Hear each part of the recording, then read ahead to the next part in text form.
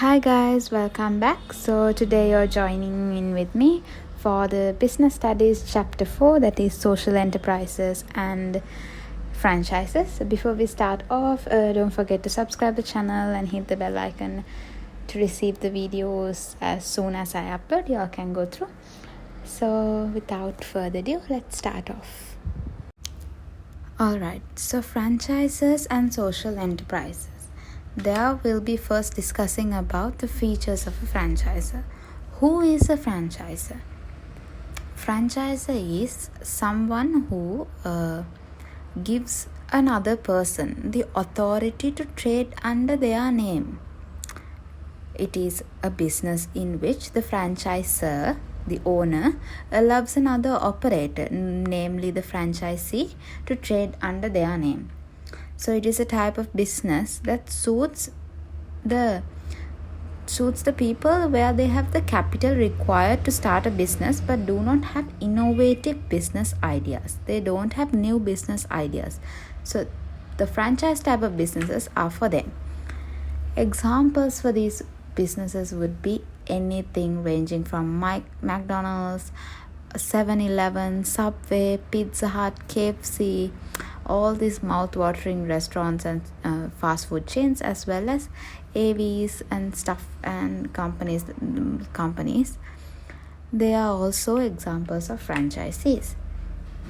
And then there are some things the franchisor gives to the franchisee when operating. The first thing and the main thing is the license to operate under their brand name. There is a license that they provide to the franchisee so that they can trade under their name. They also provide startup packages, as in a whole lot of advice needed, how to start, how to operate, all of these guidelines and some basic needs to start the business as a franchise is given by the franchisor. And also training and the needed equipment is given by the company when starting a franchise business.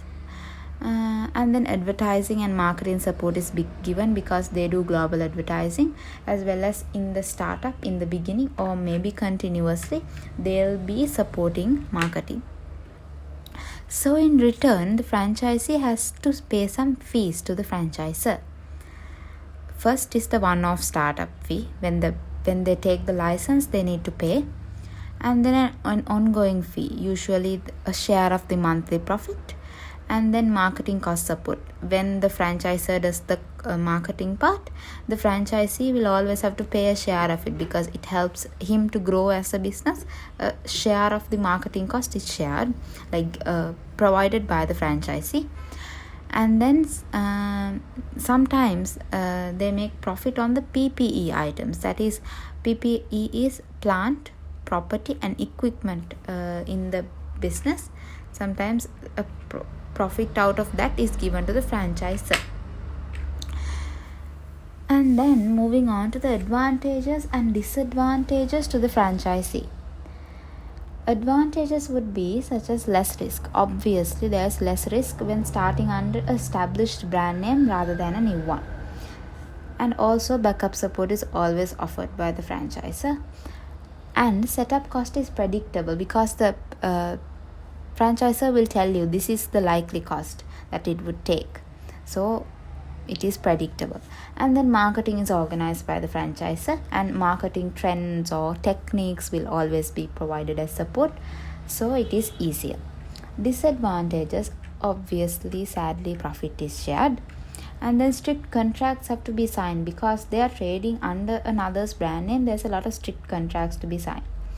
And then it's an expensive way to start up compared to a sole trader or a partnership because you need to have a lot of startup capital with you.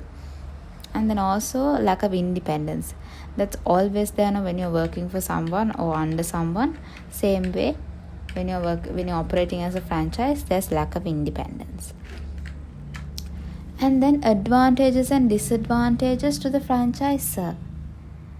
Advantages, it is a fast method of growth to the franchisor because rather than operating branches, it's easier and convenient to faster to give franchisee to the people who are willing to, since it's a overall it's a fast method of growth for the business, and then it's a cheaper way of growing compared to, like I told, operating branches in all the countries.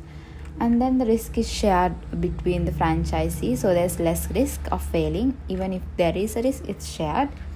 And then franchisees are more motivated than employees. Yes, because if there's employees, they will only depend on the salary. They will work for the salary. They wouldn't care much about the growth of the business. But franchisees, since they want a gain, they will be more, they will work harder. They will be more motivated to work. So it's a advantage. And then disadvantages, again, the profit is shared.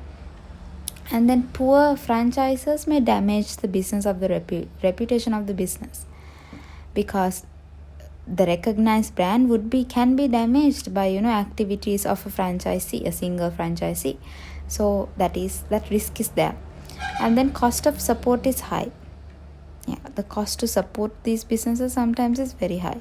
And then they may get merchandise from elsewhere. So that's almost it for the franchises. And then social enterprises will aim to improve human and environmental well-being rather than profit maximization. So these are most probably things like charities, fund organizations and stuff like that.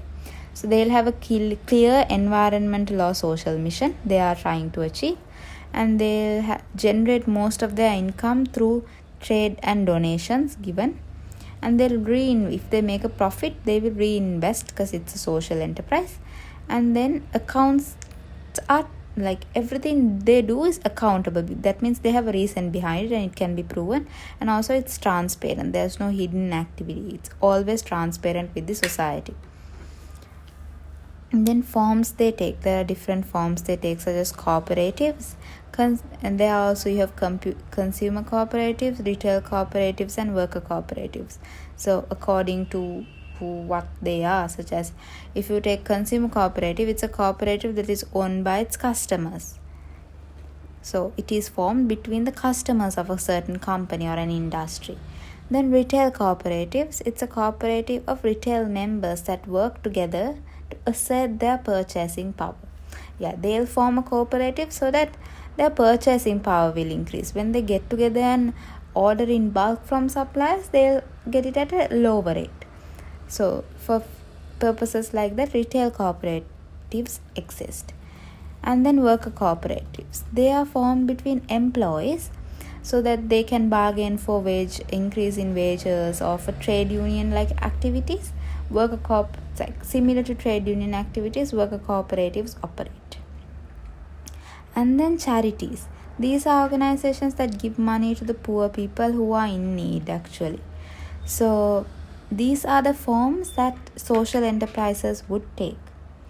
So we've come to the end of that lesson.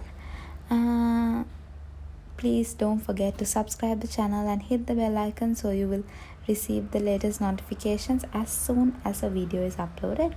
And also, if you all haven't joined the classes yet, you can join. You can contact me through the contact forms below, or WhatsApp me on 070-335-4804. I'm doing classes for econ, business studies and commerce. So you all can contact me for that, online or physically. Alright, so see you guys in another video. Stay safe. Bye bye.